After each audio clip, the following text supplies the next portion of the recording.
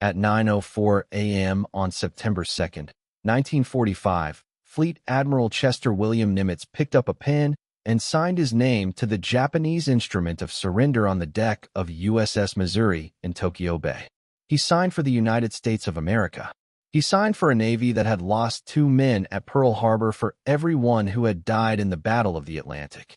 He signed for the men of Midway and Guadalcanal and the Coral Sea, for the men who had island-hopped across 4,000 miles of ocean, for the submarine crews who had strangled Japan's supply lines from beneath the Pacific. He signed for them all. The ceremony lasted 20 minutes. The sun broke through the clouds as it ended. 5,000 Allied aircraft flew over Tokyo Bay in formation, the largest aerial display in history. On the decks of more than 300 Allied warships anchored in the bay, men who had survived the full length of the Pacific War watched and said very little. The feelings at that moment were too large for words. Nimitz signed. He watched Japan surrender. He turned away from the table. And then he did something that almost nobody expected, that was characteristic of him in every respect, and that the Japanese people, the people he had spent 3.5 years fighting with every weapon at his disposal, would remember for the rest of the century. He chose to understand them. This is the story of what Chester Nimitz did after Japan surrendered. It is a story about what victory looks like when it is handled with grace. It is a story about one man's decision to look at a defeated enemy and see, not an enemy, but a people. And it is a story about why, in the city of Beppu in Japan, a street is named after an American admiral, the admiral who defeated Japan and then treated it with a dignity that Japan never forgot. Chester William Nimitz was born on February 24, 1885, in Fredericksburg, Texas, a small town in the Texas Hill Country settled largely by German immigrants, where his grandfather, Charles Henry Nimitz, ran the Nimitz Hotel. The hotel had a ship-shaped upper story. Charles Nimitz had been a sailor in the German merchant marine before settling in Texas, and he built his hotel in the shape of the ships he had loved. Chester grew up listening to his grandfather's sea stories. He wanted to attend the United States Naval Academy, but there were no vacancies for a Navy appointment. He applied for West Point instead. Before his application was processed, a Naval Academy vacancy opened. He took it. He graduated from Annapolis in 1905, 7th in his class of 114. His early career was spent mostly in submarines, a branch of the Navy that, in the first decade of the 20th century, was technically primitive, physically uncomfortable, and operationally marginal. Nimitz ran aground in his first submarine command. He was court-martialed. He was found guilty of hazarding a vessel through neglect.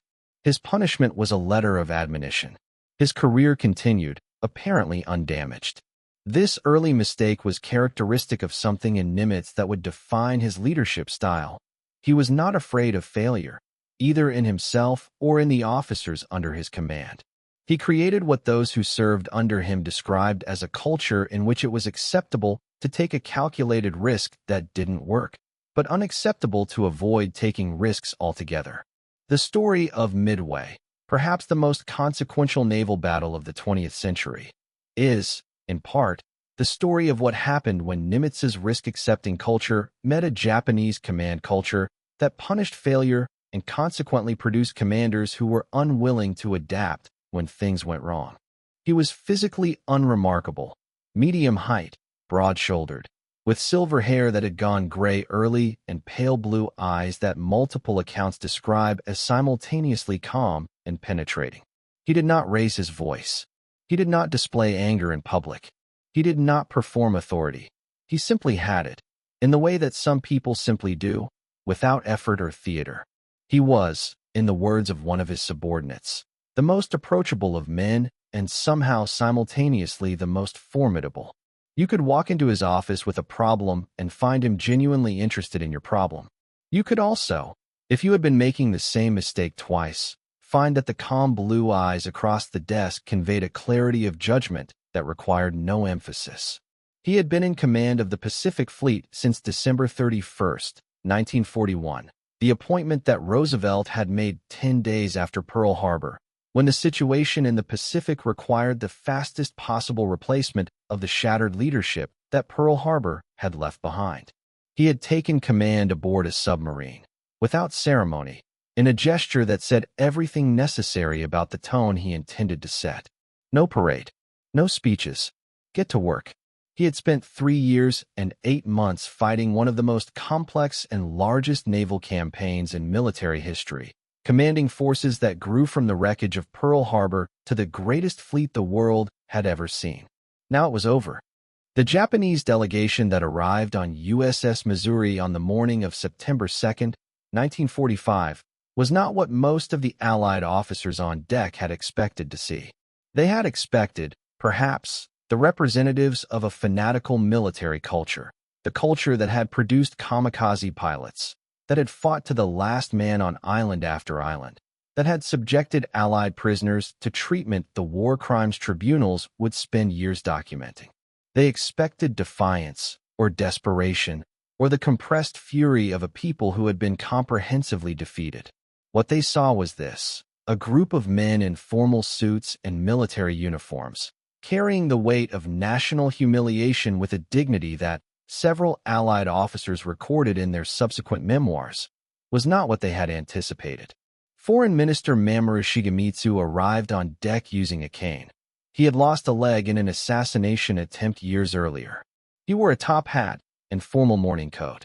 He moved carefully, in evident pain, across the deck of the American battleship, toward the table where the documents waited. His face showed nothing. The discipline required to show nothing in that moment, in front of that audience, on that deck, was considerable. General Yasujiro Yamizu, signing for the Japanese armed forces, was described by witnesses as pale and rigid. His aides wept as he signed. He did not weep himself. He signed in a firm hand and stepped back. Nimitz watched all of this. He was, by the accounts of those near him, attentive in a way that went beyond professional focus. He was looking at the Japanese delegation as people, which was not a universal response among the Allied officers present, some of whom were looking at them as the representatives of the force that had killed their friends. After the ceremony ended, as the Japanese delegation prepared to leave the ship, an incident occurred that has been recorded in several memoirs and has become one of the small but significant details of that day. A Japanese officer in the delegation, a younger man, clearly frightened, perhaps expecting to be killed once the surrender was signed, dropped one of the folders he was carrying. An American naval officer nearby picked it up and handed it back to him. The Japanese officer bowed. The American officer, after a moment's hesitation, returned the bow. It was a small thing. It was also the first gesture of reciprocal courtesy between American and Japanese military personnel in nearly 4 years of war. Nimitz saw it. He said nothing. But people who knew him said the expression on his face as he watched that exchange was the closest he came, in the entire ceremony, to showing emotion. After the ceremony, the assembled press corps wanted statements. This was the end of the most destructive war in human history, and the men who had won it were expected to say something about it. General MacArthur spoke at length. His statement was eloquent in his characteristic way, grand, cadenced, historically conscious, the statement of a man who understood that he was performing for posterity. Nimitz spoke briefly. His statement contained a passage that the Japanese people, in the decades that followed, quoted back to American historians and diplomats more than almost anything else said on that day. He spoke about the obligation owed to the dead, to the Americans and Filipinos and Australians and British and all the others who had died in the Pacific War. And then he said something that moved in a different direction from the rhetoric of triumph. He said that the obligation of the living was not only to honor the dead, but to ensure that the sacrifice of the dead produced a world worth living in, and that this was a task that required the cooperation of those who had fought on both sides. He did not call the Japanese honorable enemies. He did not perform magnanimity.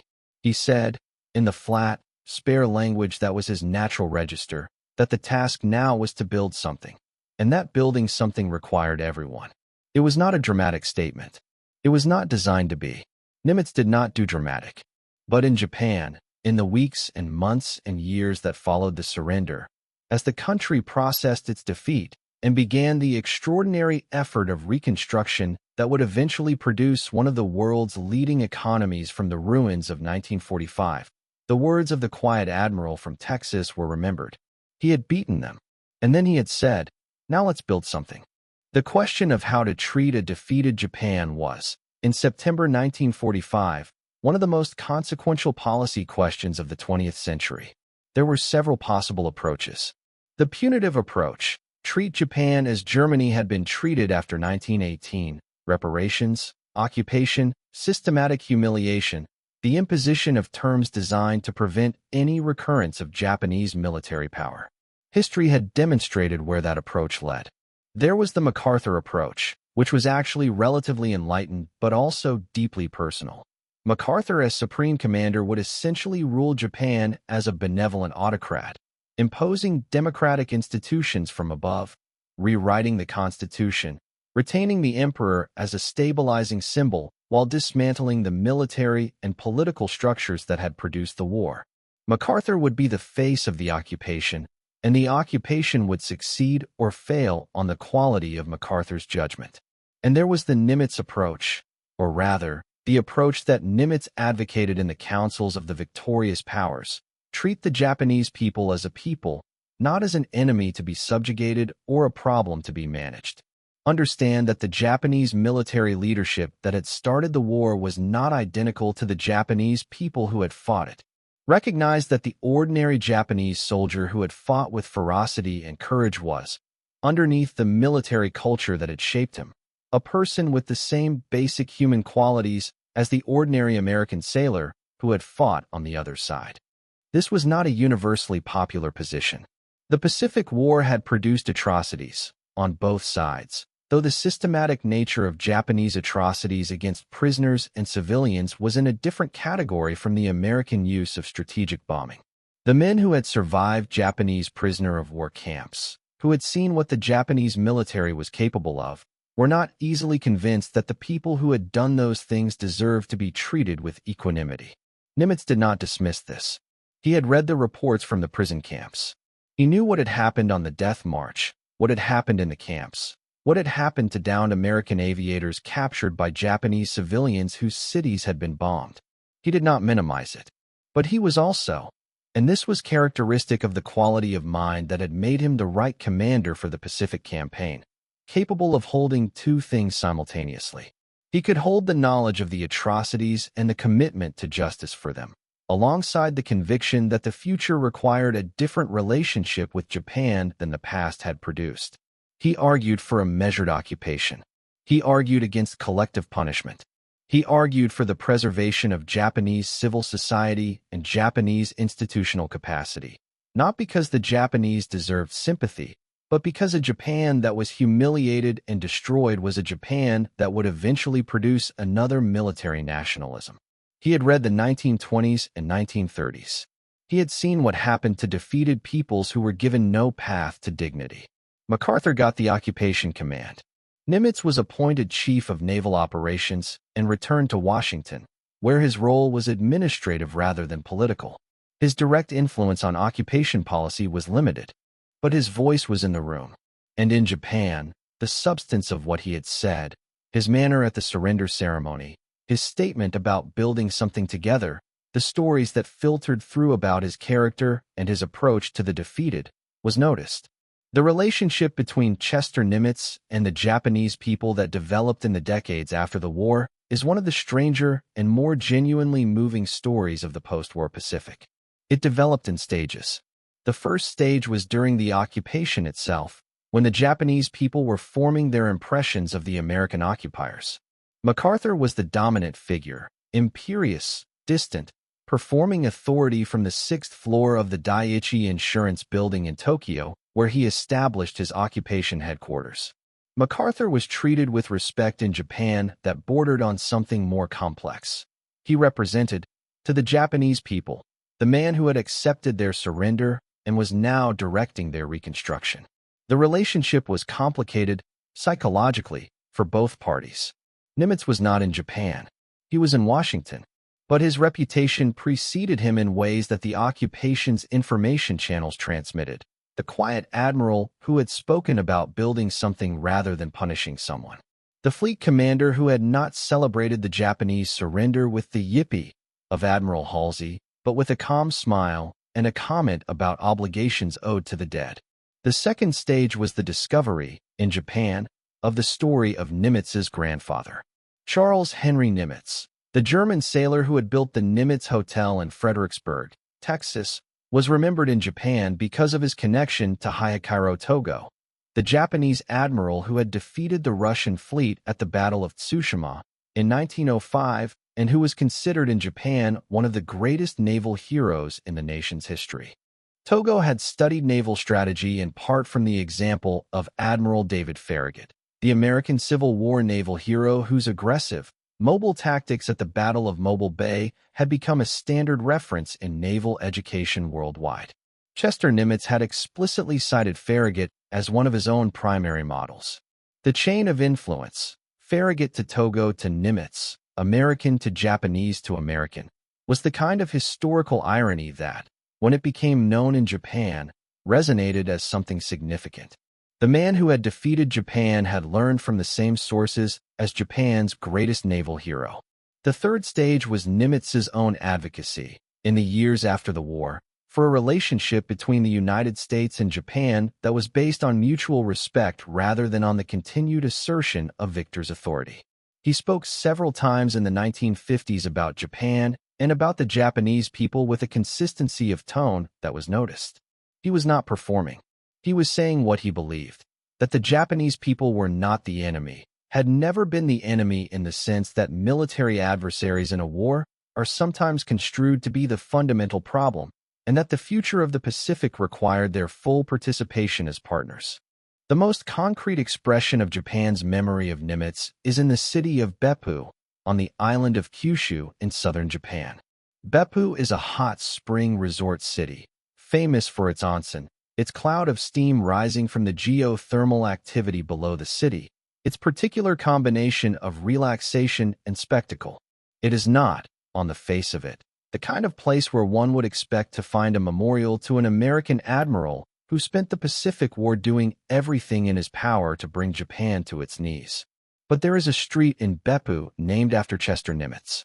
And there is, in Fredericksburg, Texas, where Nimitz's grandfather built his ship-shaped hotel, a Japanese garden created by the Japanese government in honor of Fleet Admiral Chester W. Nimitz, a garden maintained, to this day, as an expression of respect from a people whose armed forces Nimitz defeated in the most comprehensive fashion imaginable. The gesture is difficult to explain in purely rational terms. Japan lost approximately 2 million soldiers in the Pacific War.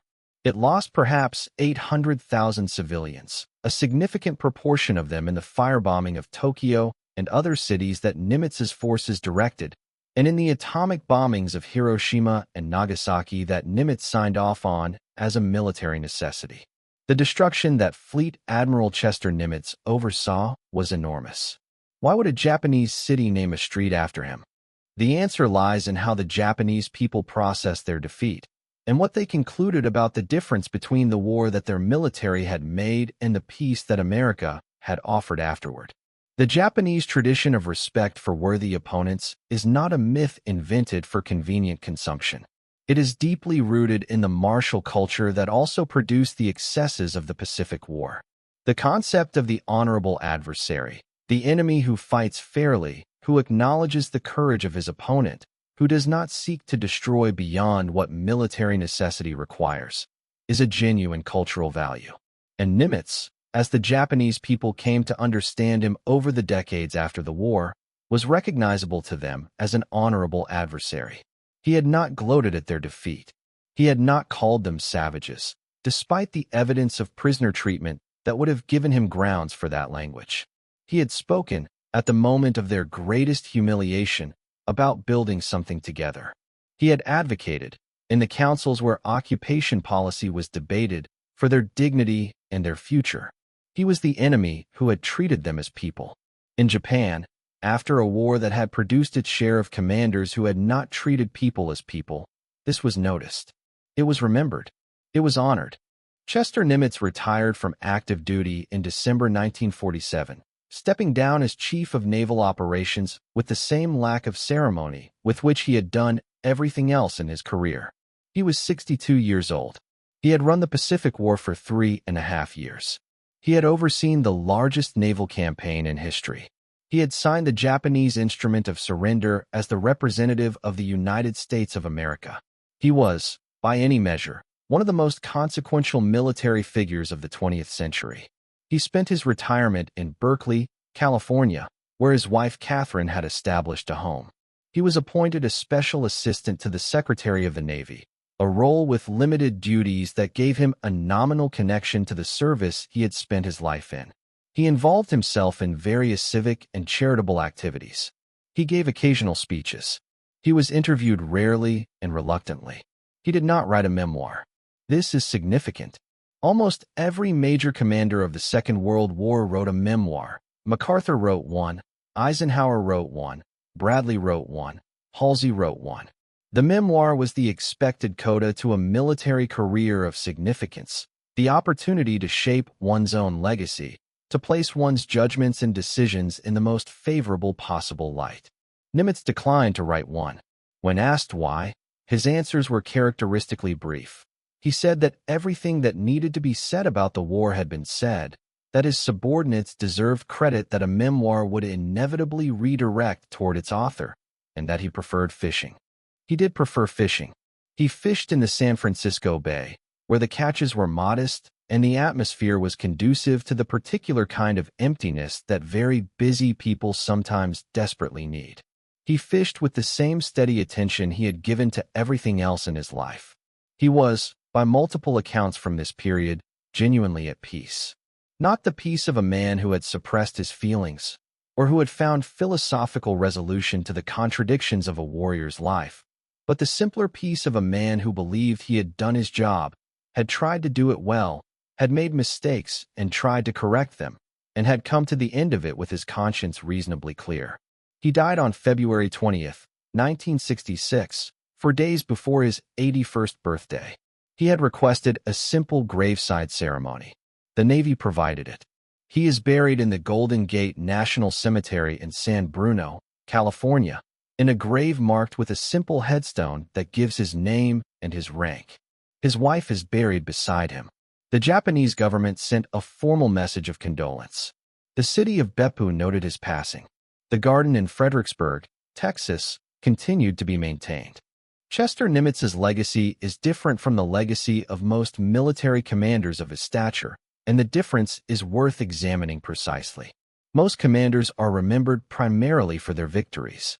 Nimitz is remembered for his victories and for what he chose to do with them, which is, in the end, the more unusual and perhaps more important half of the story. He chose not to gloat.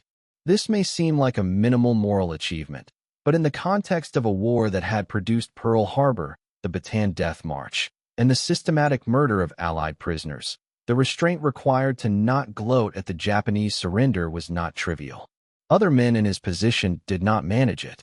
The rage was understandable. The restraint was chosen. He chose to see the defeated Japanese as people. Again, minimal in principle, enormous in practice. After 4 years of propaganda that had reduced the Japanese to the status of something less than fully human, as American propaganda had done, as Japanese propaganda had done about Americans, looking at the defeated delegation on the deck of USS Missouri and seeing not a conquered enemy, but human beings in an unbearable situation required an act of will that not everyone in that moment was capable of. He chose to advocate for a just peace rather than a punitive one. He was not the only voice in this direction, and his voice was not the most influential. That was MacArthur's, for better and worse. But he made the argument consistently and without calculation. He believed it was right. And he chose, in retirement, to remain quiet, to let the record speak for itself, to resist the temptation to shape his own legacy through memoir and speech, to trust that what he had done was sufficient. This last choice is perhaps the most revealing. It says something about his relationship with history that is rare among people of his stature. He was not afraid of it. He did not need to manage it. He had done what he had done, and it was enough. The Japanese city of Beppu named a street after the man who ordered the destruction of Japanese cities. The Japanese government maintained a garden in the Texas hometown of the man who signed the Japanese Instrument of Surrender. The Japanese people remember Chester Nimitz not as an enemy, but as an adversary, which is a different thing. An enemy is something to be hated. An adversary is something to be respected. Nimitz earned the respect of the people he defeated. That is a legacy that most victors never achieve. That is what Chester Nimitz did after Japan surrendered.